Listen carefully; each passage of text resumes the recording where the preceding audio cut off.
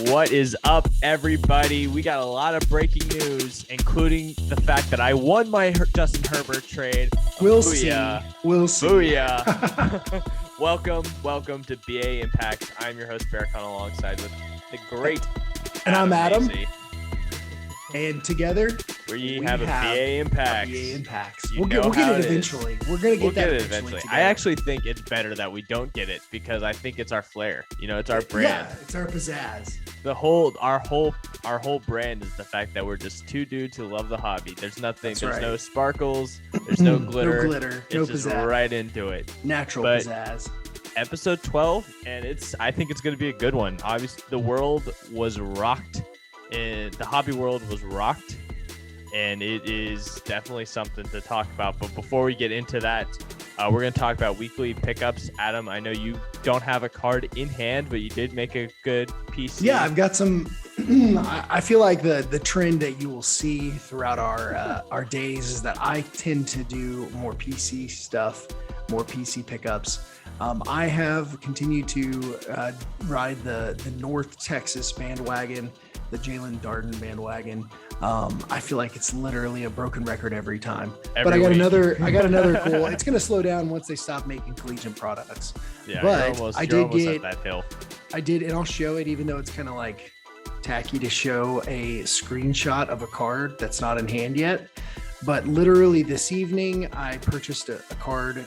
The final bid happened about 2 hours ago or an hour ago. And I purchased this sweet, immaculate, collegiate, numbered to 5, North Texas logo Jalen Darden card. So I'm excited. That could have come from my hat, except my hat's gray. No, I know exactly which hat it came from. It's a new era. You should get the black. hat. Yeah, I know, right? I can match it. I can make my own version. Yeah, customs. But yeah, so I got that. That'll be coming in the mail here in the next week or two. I've got a gloves card as well from Immaculate that I'm going to be, that should be in the mail as well.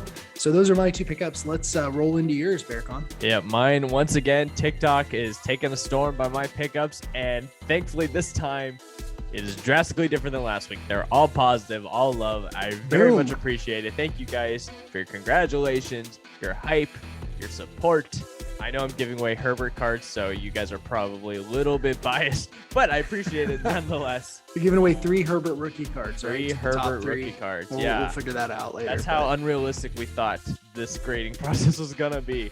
But anyway, I'll start with the first card that kind of took the internet by storm this week was my Patrick Mahomes. Last August 7th, I was very bold and said, I am very fast at getting my redemptions. I'm very honest about how to do it, and I will do it once again with my LML card, and I did it. It took 10 days, but I got a response back from Panini, and the next day in hand was my Patrick Mahomes plates and patches, leaps and bounds out of 50 on-card auto.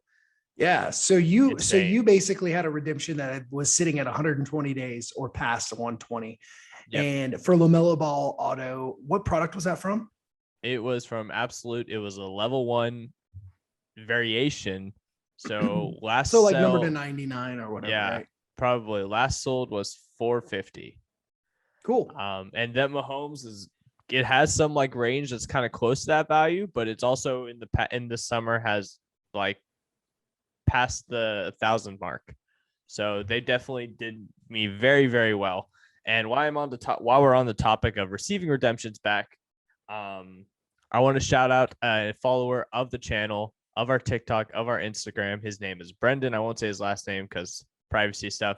But Brendan, thank you so much for watching. The reason I'm shouting him out is because I've always been very honest about how we do redemptions, right? And I've always said, well, I haven't always said it, but I've always been open to the fact that our messages are open. So if you want to DM us, ask us questions, we'll answer it. This is our hobby. This is part of the hobby. It's our community that we want to grow and just enrich.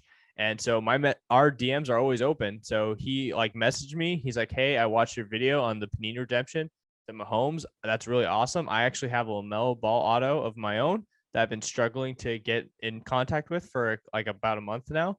And we talked. I told him my process. I told him exactly how I did it, exactly what I said. And I gave him my tactics. 2 days later, he got an email today and he messaged me so excited. He's also getting a Mahomes as a replacement. 2 days.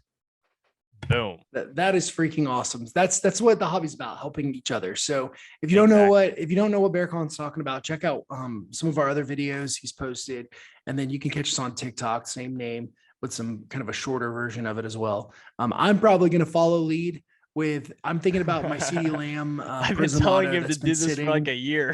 Yeah, it's numbered to 50. It's a hyper, but it's a college uni. Then again, it's college uni, but I'm an OU fan too. So yeah, it's tough. But I already have an auto of CD Lamb. So I'm thinking maybe I can work out a way to get a Baker or a Kyler Murray auto or something. I'm not sure if the comps are there for that, but we'll see. I think Panini is incredibly generous with their customer service because I think they want to make up for the time you waited. Exactly. So yeah, I think that's a factor. Because I've got I think I'm like 400 days or something. It's probably longer than that. It's been a while. I definitely think that they will accommodate for that. So anyway, the second pickup we have has been a huge topic, and I'm very excited about it. Obviously, we're talking about the Justin Herbert. Last episode, we talked all about my trade. We had a whole debate. The entire episode was just debating whether I won or it went a lot longer than we thought it was going to. But I mean, it was something we could talk about for hours. I mean, it was definitely, I wouldn't say heated, but there's a lot of content to kind of debate on. And for me, I always said, listen, if it's a 9, I think I'm happy. If it's a 9.5, I'm incredibly confident I won this trade. And Adam, I'm pretty sure on the podcast you said 9.5 isn't realistic. I was like, 9. I don't know. Well, I was really about like setting yourself up for positivity. Really, yeah. It was a negative way of setting yourself up for, But yeah, you don't want to go into grading everything expecting a 9.5. I mean, honestly, generally when you were grading one individual card, you probably have a better feel for it than if you're grading a bunch of them. But yeah, that's awesome, man. I'm really excited for you, and I'm excited to see what happens from here on out with that card. Yeah, I'm incredibly excited. I'm just genuinely happy. And like I talked about, the other cards I gave, I love them, but they were damaged. There was they had little high nicks ceiling or color. This one, and this one, it was just an opportunity. I felt like I couldn't pass up, and I saw the potential. And that's that's part of like the fun of me for collecting for me is I see these potential like scenarios and I jump on them. We talked a while back about a Zion trade I did for a damaged Zion autograph, and you guys are gonna have to wait and see, but it's been a few months, but we finally have a end of the tunnel in sight, and you guys are going to see once again. It's part of the fun for me. It's part of the fun of the hobby is building my collection up and through trades. So I obviously can't pay $6,000 for a flawless box. So the fact that I was able to make this trade, and now that I have a pop 1 Herbert with a gem, a 9.5, a red ruby. I'm totally psyched. I'm incredibly happy about this. I'll give you props. I think at least short term, I think you won the trade. It just depends on what you can get for it. The hard part is a pop 1 is awesome, but it's also hard because it's, you don't know what range to look out. Like what would you realistically think that card is like valued at? I know you don't want to put it into the ether and shortcut yourself, but well, I did just say that I am honest and open. Yeah, exactly. And that's the way I feel like I should be. Because I'm not going to try to be. Yeah, I'm no not tricks here. Because I don't want to make it seem like there's definitely people who will be like, oh, that's a $30,000 card, and that's stupid. Just to make it sound, just for the shock and awe. Yeah, no, I mean, realistically, literally 2 hours before I picked up this card, I texted Adam. I said, somebody just kind of set the market on this card realistically, because there's a couple graded Herbert cards from the RGS Flawless collection. And 2 of them are kind of way up there in price. Yeah, one was like $20,000. And I thought wasn't even graded. It wasn't graded. It was like $20,000, but one of them like literally just went up the day I was picking this card up. It was out of 10, and it was an 8.5, and it was a diamond, and they were doing 7,500 best offer, which generally means that they're willing to take less. Yeah, but it was an 8.5. Granted, this one was a 9.5, but it's out of 20. Out of 20, out of 10, it's not too big a difference, No, it's not crazy. So I would still think The way I honestly put it is I would think 6 to 8, 9 to 10 if the buyer's super ambitious. Yeah. Like you'd probably start at like I probably would 10 ask. or 9,500 or something. Yeah, I'd probably list if I listed today, I'd list it for 10. Best offer. Because in it also, like, you got all the fees you got to pay for, things like that. And that's gotten me in trouble before when I've sold. I remember the Harden auto, the rookie, and I was like, oh, I might as well make it 1,500 or whatever, because then, it'll cover the fees, or I'll ask for another $200 because it'll cover the fees to make it an even number. And then the person walked away. But yeah, I mean, it is what it is. But like for this card though, with it being a pop one, and yes, even though there's a ton of Herbert autos out there, it's still flawless. Oh, totally. It's still out of 20. It still has the gem. So I think like 10,000 is realistic for eBay. Like not realistic, like 10,000 is a fair starting price to put it at. And then at a card show, probably I think I could get it to around the 7. Yeah, I think range. you could. I think if you came in at like a card show and you said you wanted 10 for it, I think you could settle at like 75 or 8. Yeah, but this is all off-season price. So like exactly. He could come in first 2 games and but he hasn't played. Like I don't even think he played in the preseason. No, I don't think he's going to. We'll see. So first 2 games they're 2-0. By the time the Dallas card show, the next big Dallas card show, there's one like every month. The next big one, there's one at the end of October, right? Like Halloween weekend, I think. Yeah, if they've only lost like once, maybe twice, but yet they're undefeated, I think 10,000 might. I think we're looking at 10 to 20. Oh, there you go. So you heard it here first. We'll see. Will I move it yet? I don't know. We'll see. Well, it all just depends. Well, that's good pickups there. That's pretty awesome. You had a pretty awesome week when you've got some great things coming in the works. So make sure you follow us. If you're listening on a podcast, check out our TikTok or our YouTube. Yeah, you'll definitely see it. There's going to be some new things that are going to be coming. I know Berkan teased it a little bit with Zion that he's working on a replacement for. So we'll go that route. You'll see stuff for that as well. But today we've got a really good episode. We've got some really cool stuff we're going to talk about. Yeah, obviously there's a lot of breaking news. Yeah. Some big time news this week in the hobby today, especially. And we've also got kind of a PSA for those of you who may be kind of newer to the hobby or new to breaking, and you've talked about breaking or maybe you've been doing breaking for a long time. Some different things that we recommend about that kind of stuff. So we'll start with our breaking hobby news. Yeah. Sound the like alarm, like the dun, dun, dun, dun. The red keep it surrendered. The red keep it surrendered. Dragonfire, burn it all. Yeah. So we've got breaking hobby news today. And that is that Fanatics. So Fanatics, the company, they're like an $18 billion company. They're huge. That started basically peddling Jacksonville Jaguars gear out in Jacksonville.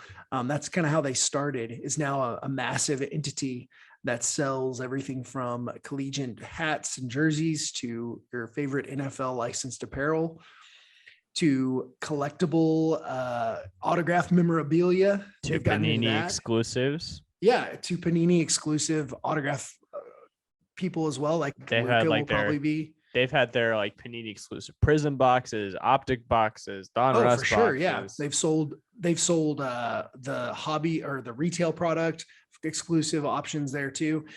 They have basically edged Topps out of the baseball market starting in 2026. So I know that sounds like far away, but it's a pretty big deal. I mean, Topps is literally that's insane. They've been doing baseball cards since 1951, I think was their first set. So it's a long running time. Just like for those of you, we primarily collect basketball and football. For those of you who, are in that same boat, Topps obviously has a license, is the only one licensed, a singular license for Major League Baseball. Mm-hmm. So the deal is Fanatics is going to get that license in 2026. So Topps will be left with soccer. So what are your thoughts, Berkan? What are your thoughts on that? I'm super bummed. About it. We don't collect baseball and we don't collect like soccer or anything. So Topps isn't like an everyday product for us. I think this channel, I've ripped one Topps product, and it was Star Wars. Yeah, they have the licensing for Star Wars as well. Yeah. So, But it's a bummer. I mean, for me, Topps was like the brand that from the first card pack I bought, I can remember Topps, yep. And so I've always liked that they're still around. I mean, Topps is like the grandfather of Prism. Topps Chrome is like Prism's grandpa. In Topps Chrome, the refractor was like an iconic part of the history of collecting. And we talked about, if you go back into episode 1 or 2, I can't even remember which one, we talked about, the history of the hobby, and the refractor is like a major outcome of the 90s and a huge part of the hobby, and is now with Panini's version, the Prism, and all that came from Topps Chrome. That technology is something that they started. So that's I agree. I think it's a bummer. I'm scared more of what's to come. I think this is the first domino that's dropping. Yeah, I mean, there's so many different elements. Granted, it's 2026, so you still got time. You never know what's going to happen, but it really just throws a wrench into just Topps in general. Topps is about to go public, and now they probably won't go public. Yeah, I think they were literally. It was like a week away. Yeah, they were working on a deal that evaluated, and here's what's crazy about it. So they were working on a deal that evaluated them at about $1.3 billion, I believe.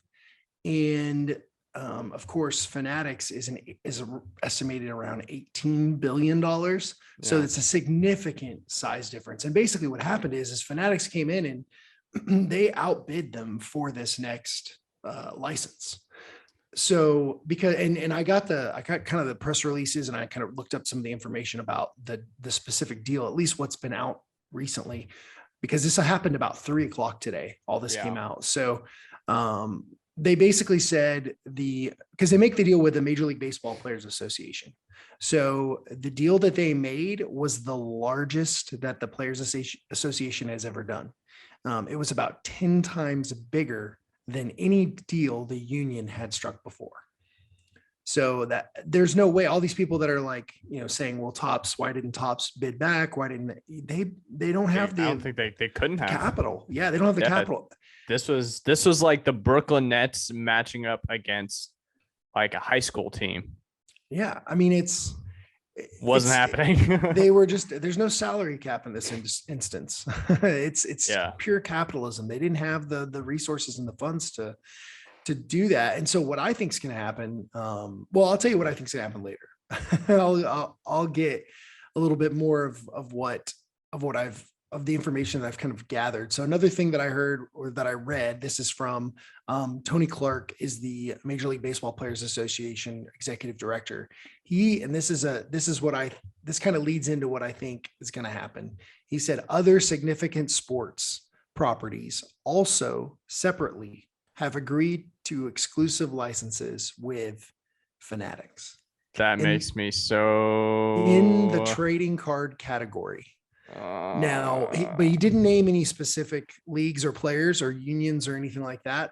I already heard a rumor of the first one to fall, which isn't a huge one for us or people who are fans of. It's not. It's basketball. WWE. So that was the first one that I heard a rumor about, which is kind of a smaller, obviously, entity. That's a bummer though, because they're starting to pop off this year.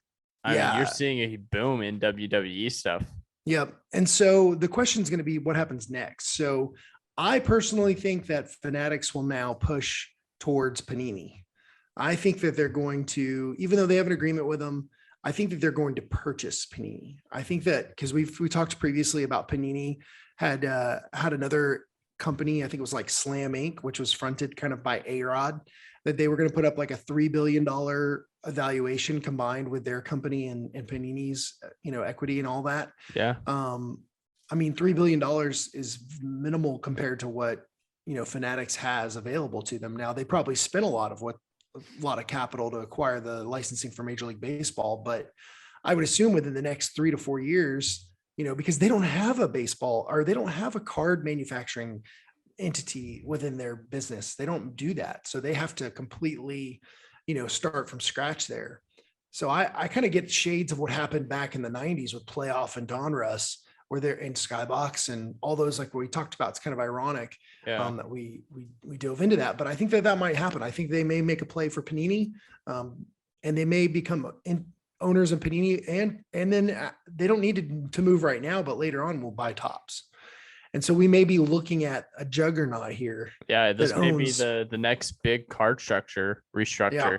Yeah. And they may keep the licensing. I think they're going to keep the names. I think like Tops will stay. I think that's going to happen regardless. Even if they don't make a play at Panini, I think they're going to buy Tops eventually, just for the branding and the marketing value of it, because it is such a huge company, and there would be a lot of angry collectors, especially in baseball. Collectors are just like baseball fans.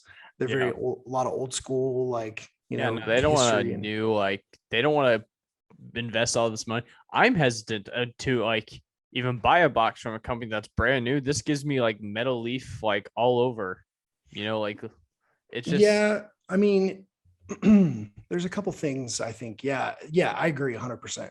I agree. I'll let you keep going there. Sorry. It's just, I don't know.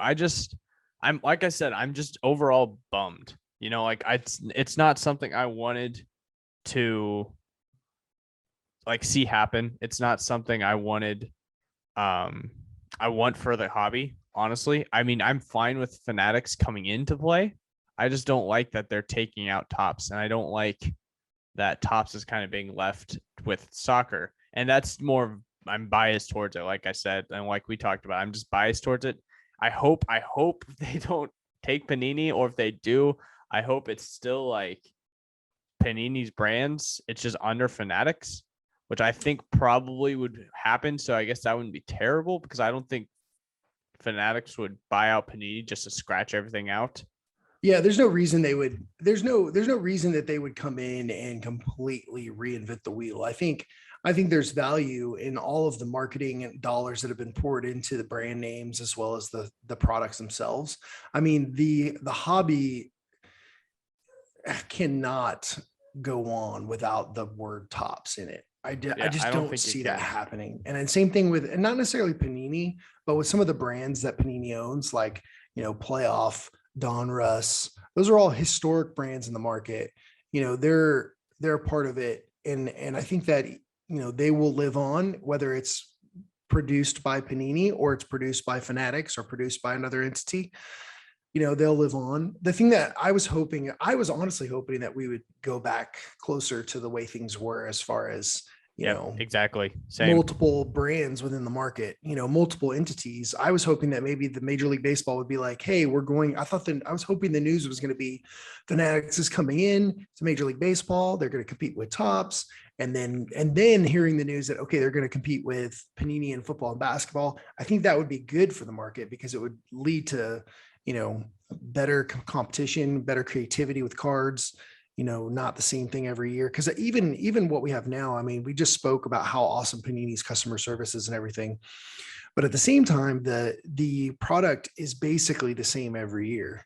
And whenever they try to make a new product, I mean, it's not really, it's not new. It's just, it looks different, but you can tell exactly what product it is. Right. Which there's value to that. I mean, there's nothing fancy about Topps Chrome. You know, there's nothing fancy about that, but I don't know. Topps Chrome Basketball 2007 is iconic. 2000. Yeah. There's lots of iconic Topps Chrome sets though. So, I mean, anyway, I think it's going to be interesting to see what happens from here. They've decided they're putting Josh, I think Luber is how you pronounce his last name. He was the CEO, or is the CEO. I'm not sure if he's going to be leaving his role as the head of StockX, or if he's going to be doing both, which seems kind of like a conflict of interest, but he's going to head up the credit card. Might as well be credit card industry with the way things are, how expensive everything is. He's going to be heading up the trading card division over at Fanatics. You know what? If Fanatics wants to sign a deal with BA Impacts and agree to send us any hobby box for us to review for the first 5 years it operates, cool. I will be 100% positive. We'll beta test. If you want us to test it before it even comes out, we'll review it. The you got some new school, you got some old school here. Yeah, I don't care if the cards look junky. Just if the autographs are real, you know, heck yeah. Well, I'll take it. Well, and another weird thing about it too is, Topps had there had been some things that have been leaked. I say leaked, but like social media makes things so much more difficult to keep things under wraps now. There have been pictures that former athletes had been posting. A couple former basketball players actually had posted on their Twitter and their Instagram of them signing Topps cards. Tower Hero is one. It was a big And one. it was Detlef Shrimp. It was Kenny Anderson were two that I saw of like old school vets that were signing. And I think it was going to be a Topps Finest. I think it was like because I think it's like the 20th anniversary of Topps Finest in 92 or 93, something like that. And so they were going to, they were a picture of them signing a bunch of cards, and they were chromium cards like Topps Chrome or Finest was. They looked different. Obviously they weren't licensed, but so that's obviously in the works. So that was kind of a little rumor that we thought was going to happen, that maybe Topps was going to work their way back into basketball. But I hoped. I don't think that's going to happen at this rate. I think it's Fanatics is they're flexing their muscle. There definitely are. It's definitely a bummer. Well, there's multiple aspects to the hobby. So yeah. So this is your pause. Yep, the pause. All right, and we'll get into whenever you're ready. And now we're gonna do okay. So yeah, now we'll kind of switch gears a little bit here to something it's not really newer. It's definitely been around for quite a while. It's been around. I can remember the first one that I saw was probably in 2007, maybe 2006. And that is breakers. What are your thoughts on breakers, Berkan? All right. Yeah. Let me give you my thoughts, because I know how you're going to where this is going to go. So let me give you my thoughts, because as always, we kind of have different sides of things. And not that what you're going to say is your opinion or anything like that. You're going to be more fact. But for me, when I was diving back into the hobby, I loved breakers. Like, I love breaking. I loved it. And you showed me kind of breakers, and I kind of went and did my research and found some. And some of my favorite cards that I had, unfortunately, I moved them for other things. I can't trade up to a flawless without moving cards. Right. You got to make some sacrifices. I had to make some sacrifice, but some of my best cards were Giannis from Noir that eventually got replaced with the Giannis National Treasures out of 25. Got that redemption from a break. My Ja Morant Origins out of 10. That was my first big boom in a break. My Jason Terry 101 came from a break. I definitely have a passion and appreciation for breakers. I think it's super key though that you find the right ones, because there's some that are super iconic. Everyone knows them, but it is dang near impossible and super expensive.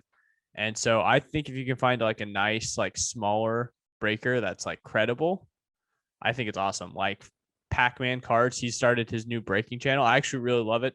I think I did it once. I got a ton of I loved it, that experience, because I randomly got selected to the Mavericks. And what the cool thing about him is he does all these cards from different years, and he tries to spread out the range. And so you're getting this great variety of cards back.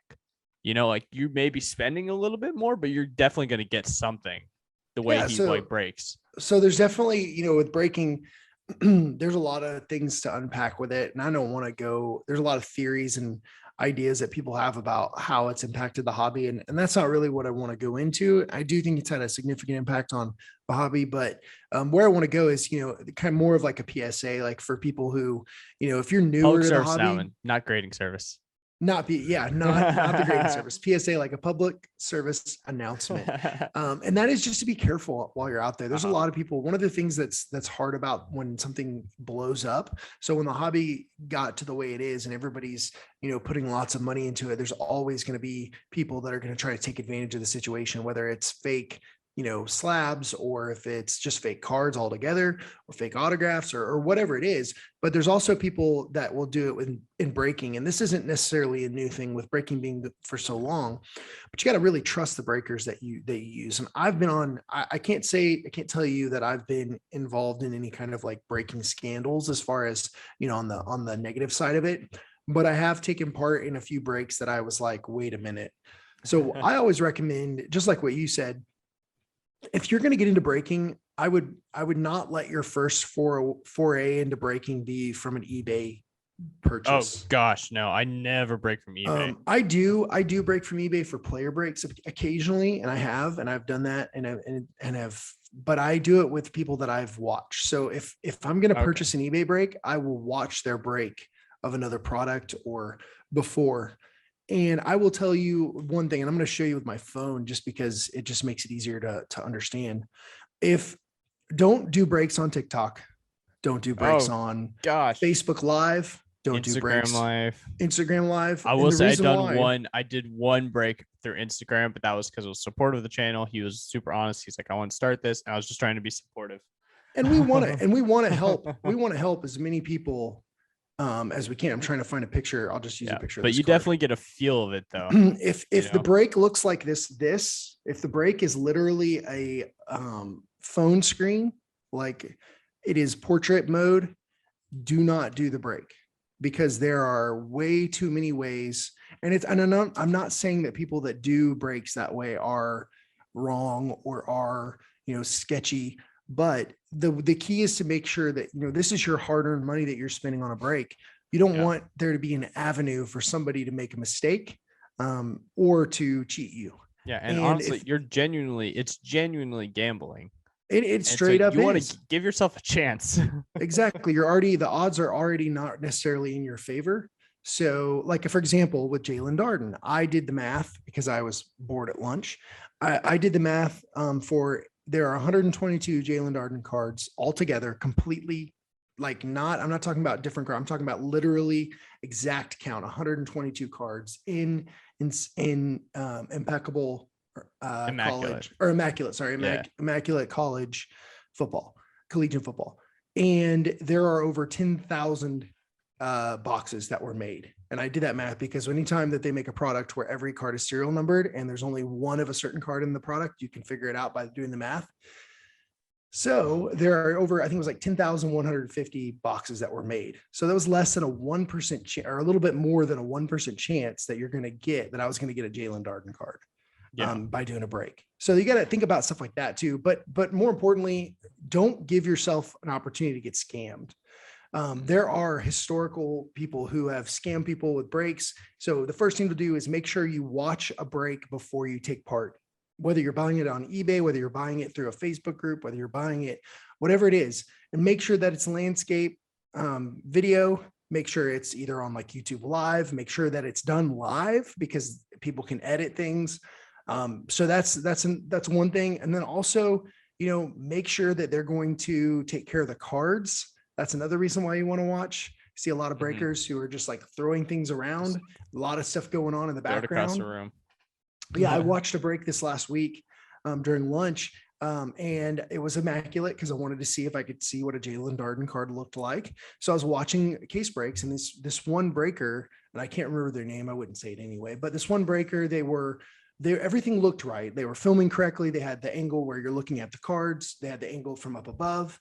Which is an added bonus, less chance for anything sketchy to happen. But what they were doing is when they would get to a redemption card, they were pulling the redemption card and they were like, we're going to reveal the redemption cards at the end. And their intention may have been perfectly fine, but they were putting the redemption card off the screen. So the redemption card was leaving the screen. And so there would be like 2 redemption cards per case that were leaving the screen and then coming back at the very end. And when they came back at the very end, were they crappy? You didn't know if it was like somebody that was just garbage or what. They weren't awesome. But then the other thing that was going on, the other thing that was a red flag for me was there was like 5 other people walking around them, like during the break, like talking to them. And they were like, and I don't want to age discriminate, but they were like college age or a little bit older, maybe right out of college kids. But they were like, what do you got against us, Adam? Right. It'd be like looking at your screen right now and having like 5 other people in the background, like sleeving cards and doing stuff with a bunch of cards and looking around and coming over and going back. That kind of stuff lends itself to the opportunity for somebody to be sketchy. And I'm not saying that they were being sketchy. And in fact, I even commented, I was watching this live because I was just eating lunch and I was like, I want to see what these cards look like. So I even commented, I was like, why are you taking the redemptions off the screen?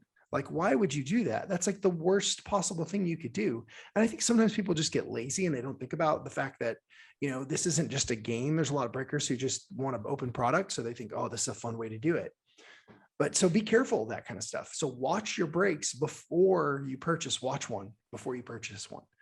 Yeah, that's definitely a huge no-no. And again, I can't stress enough the watching before you get you do one. Just because you want to also get a feel for the community, Right. like you want to just to make look, again, you're gambling. It is gambling, and you're putting a lot. I mean, these days you're literally, because they can't just do like one box of Prism anymore. Right. They have to do like cases or something like that, and which is crazy expensive because of the price of the product. Yep. And so you want to, it's a lot of money that you're throwing away almost. And you want to at least be in a good support system, a good group, a good community to where you can at least enjoy it. If I'm going to lose like $400, at least let me lose $400 with 29 other people who are having fun. You don't feel like you got scammed. Another thing that you need to look out for is if the video looks like our video, where you're looking at us, if you can see the breaker's face, awkward. Shouldn't do the break.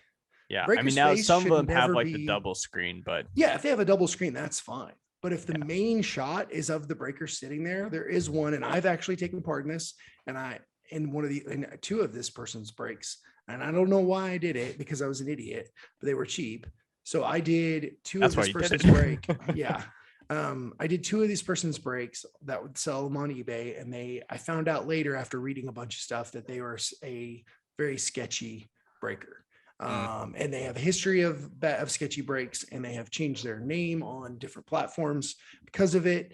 And it was interesting because when I watched the break, the first thing I thought of was, wow, why am I looking at him sitting in front of a computer? Literally, he would be sitting in front of the computer, breaking the product. It was like he's breaking it like this. And that's terrible. It just lends itself to someone having the opportunity. It's not even that they're going to do it, it's that they have the opportunity to do it. So just be on the lookout for that kind of stuff. Watch the breaks before you do it. Watch before you buy, especially if you're going to spend $400 or $500. Pac-Man's great. Cards Infinity is great. They didn't tell us to say this. We don't have even the reach to even do that. But no. Run Good Life is one that I've been watching for a while. That's kind of newer, that I highly recommend. And they slowed down a little bit, but I do like BST. I don't know what your opinions are. Personally, I like BST because I pulled some of my biggest cards from them. But I like them because they don't feel the need to do like a whole case. So it's still like I can still get a break for less than $100. Right. Like the Jason Terry, I paid like $60 for like the Dallas Mavericks, something like that. Yeah, it was Noir, right? Or no, it wasn't Noir. No, it was Impeccable. Impeccable, yeah. Yeah. That's right. So it was like a higher end. It was a high end product like Noir, but I felt like I wasn't gypped. It was only one box, but I don't know. They're good people too, and they're pretty responsible with how they ship things. So yep. And we won't go into the gambling part of it that much. We'll probably touch on that later, but on another episode. But keep track of what you're spending. That's another thing that I would highly recommend. It's probably not the thing that you want to hear. I feel like I'm somebody's dad when I say it, but it's amazing how quickly things can add up. Even if you're only spending 10, 15, 20, $30 at a time. I've got an Excel sheet that I created, that I put in everything that I sell and then everything that I'm purchasing, knowing that a lot of the stuff that I'm purchasing is PC, and I'll designate it like this is a PC item, or this is something that I'm holding, or this is something that I plan on moving. And I keep track of that. And it's surprising. You don't think you're spending as much as you are. And you look back and you're like, wow, I spent $600 and whatever dollars on, Jalen Darden cards over the last, 3 months, so it's like little things like that. And you realize that's PC, so yeah, it's not, you're not going to get that money back. You're not flipping it. Yeah. I'm not trying to move it. It's there to stay for a little bit. So keep an eye on that kind of thing, especially with breaking, because that can get out of hand very fast. Oh yeah. I mean, I think when I first got into it, I'll admit especially when COVID struck, oh my gosh, like I couldn't go to a card shop, Yeah, exactly. And so it was hard. And yes, I was fortunate. I don't know what it was. when COVID hit and the channel like first started, I felt like I couldn't miss, like if I entered a break, I did well. If I went and got like packs or some random packs, I did well. If I did a boombox, I did well. And it's like it was just crazy, but that's not realistic at all. What if you go back and watch our channels and think, oh, this is how it is? No, because if you're a fan of the channel, you'll know I went through like as soon as I came in, you got a dry spell. Yeah, I did terrible. I was just bad box after bad box. And for me, the way I like run the site, I mean, yes, occasionally I'll like put stuff in, but majority of it to save face. And so I feel like I'm not like hiding anything, or I feel like I'm still like doing well and enjoying it. I put a lot of what I get back into the hobby. Right. Like you flip a lot of it. I flip a lot of it and I give it back to my card shop because I say like, here's a good chunk of cards, put on your eBay, and then I'll take a box through that. And it was such a dry spell that I was like, holy cow. Like I'm not doing well. And I'm just like starting to have to dip into the cards I actually want to save and care about. Yeah, exactly. So it can definitely, and that's the more realistic thing about it. One of my best friends, he was the best man at my wedding. We're on the phone yesterday and we're talking about it. And this is a topic we can have a whole episode about, and we probably will. But he was like saying like, so it's pretty easy. Cause I was telling him about all the moves I've done, this Herbert and like value wise and stuff like that. And he's like, it sounds like to me, like cards is like, you can't lose. And I was like, no. It's the opposite. It's the opposite. I don't know. And then I like spent the next hour and a half telling him all the ways you can lose. Well, and just like any gambling and any person that gambles, and especially people who may have a gambling addiction, which, we're not even going to get into that, like you said, in another episode, but most people don't talk about their losses. They only talk about their victories. And, people don't come back from a casino and go, oh, guess what? I just lost $500. They'll come back and go, oh, I hit a jackpot for $1,000. And then you say, oh, how much did you come back with? I'm down 500. It's like, so we want to be winners. And so everybody wants to talk about how they did well. I can tell you, it's not how it is. And a lot of people, yeah. So we'll talk more about that another episode. We don't want to get too into it. There's a lot of good stuff that happened this week and a lot of good things that are going to be happening. In the next few weeks. It's been a very positive week. I've compared this week to the day I pulled the Kobe auto, which you're still waiting on, right? Which is still at BGS. But they told me like they couldn't give me an official update while I was there because I submitted it through the card shop, but they said soon. So awesome. But yeah, and one last note on the whole, like just to touch on our honesty and how we always say we're open. You just mentioned how people don't tell you what they lost. I think that's what makes us unique. And if you should go follow the BA Impacts TikTok, because literally, I mean, honestly, the most successful series we ever do is when I go to the card shop and spend a stupid amount or trade a stupid amount. I mean, it's trading a stupid amount. And then I tell you from the get-go, I was like, this is how much like the value of everything is. This is how much we've got back in our cards. And you can see the last couple series have just been awful. The wicked outcome. It's been awful. Yeah. Right? And I think I busted that Luminance box, and I think I've sold, I've gotten like $70 out of it so far. I still have I still have the Devontae Smith autograph that I'm trying to sell. But even if I sell that for what I'm asking for straight up, I'm still going to be out like, $50-$60, which honestly really isn't that bad, but it's different. Yeah, it's for sure different. Well, that is everything we have planned for this episode. I hope you guys enjoyed episode 12 of BA Impacts. Like we said, we had a great week. We hope you're having a great week as well. We're always open. DM us on Instagram. Don't DM us on TikTok because there's no phone number attached. So you can send us a message, but we can't respond to you. So Instagram, please, if you want to reach out to us, Instagram is the way to go. Thank you guys so much for your support. We've done a lot. We've done very well this past couple weeks. And that's all thanks to you guys. So thank you so much. Thank you guys. Thanks for following us and listening to us and watching us and all the things. Yep. And now let's end this podcast on a good note and hit subscribe. See you guys next time.